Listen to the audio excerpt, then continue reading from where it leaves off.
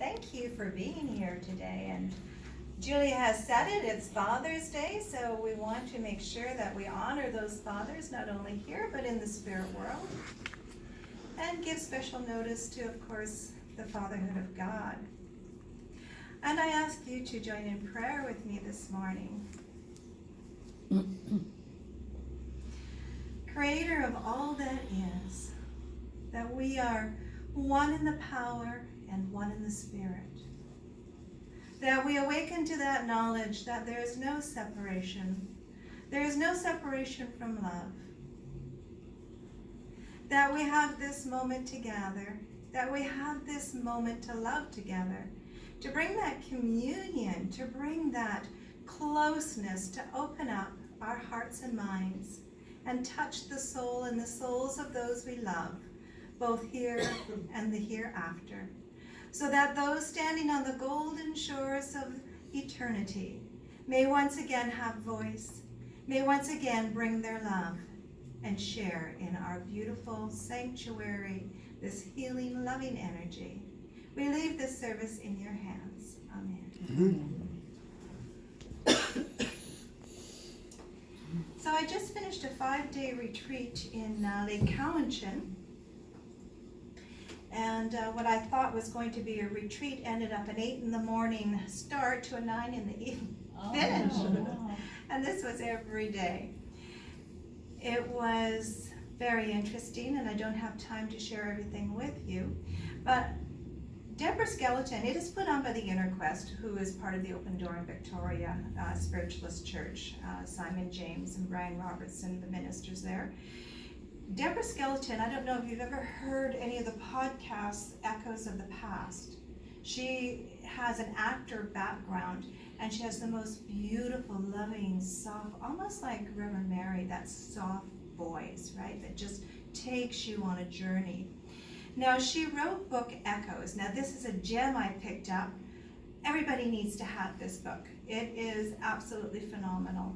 So what she's done is she's did a whole compilation of our pioneers of the past and picked out some of the gems from their books. And she's put them together, and she's taken out some of the older language of the these and the thous, and maybe that we would not understand today in how they want, in the prose they want us to understand.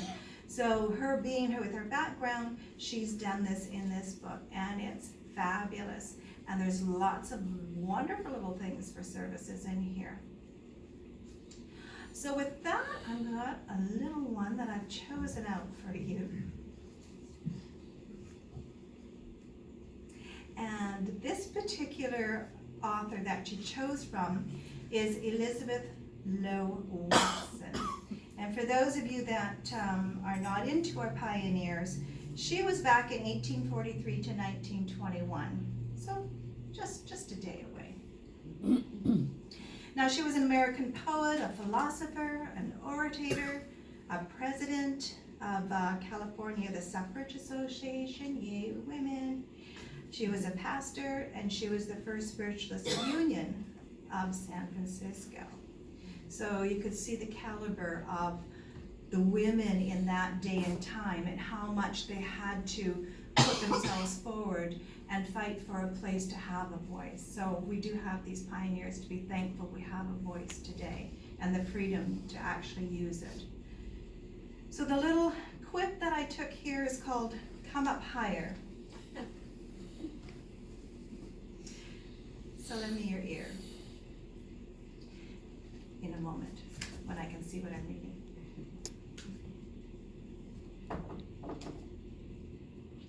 I hate to get the words wrong that she's so nicely put together. The effect of the dissolution of the body is simply to liberate inherent spiritual qualities, readjusting them to new environments, and allowing the consciousness to expand eternally. The spirit world has accomplished much in establishing through spiritual phenomena this fact of our immortality. They have accomplished much if they have determined you in this question. Shall I have further opportunity for growth after I leave the body? Shall I meet with the friends whom I have loved and lost? But there is something beyond this in the work of the spirit world, and that is, what does it signify to me as a mortal being? If I go to a seance and I am convinced that a soul whom I once was in visible form has survived the challenge called death, what of that? I tell you, my friends, that just as primal human gazed on the magnificent phenomena of nature, unimpressed until spiritual perception blossomed, and then drank in the beauty, so may you look upon this phenomena. But if you do not go below the surface and find the roots of moral force, the phenomena will fall flat and dead and do you no good. Whosoever clings continuously to them in their physical phase and is satisfied with that is like unto the man who will not rise to his manly estate, but continues to amuse himself with the toys of childhood. For I repeat, the physical phenomena of spiritualism are only the beginning of our spiritual knowledge. They are only the indices of that which is more important and will surely follow. And they will be meaningless and worthless to those who only see them in an amusement, and who will not go beyond these and listen to the voice that may be heard through them, appealing to us as a deathless soul to come up higher. The one step higher of which we speak is that step which shall lead every seeker after spiritual truth to the altar of their own life.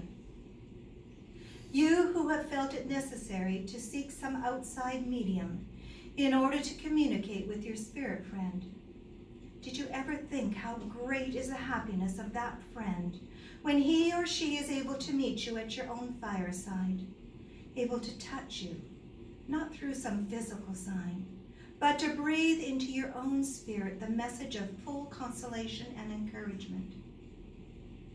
Can you not understand why the spirit world would plead with you to leave the childish toys and enter into the rich possessions of the spirit?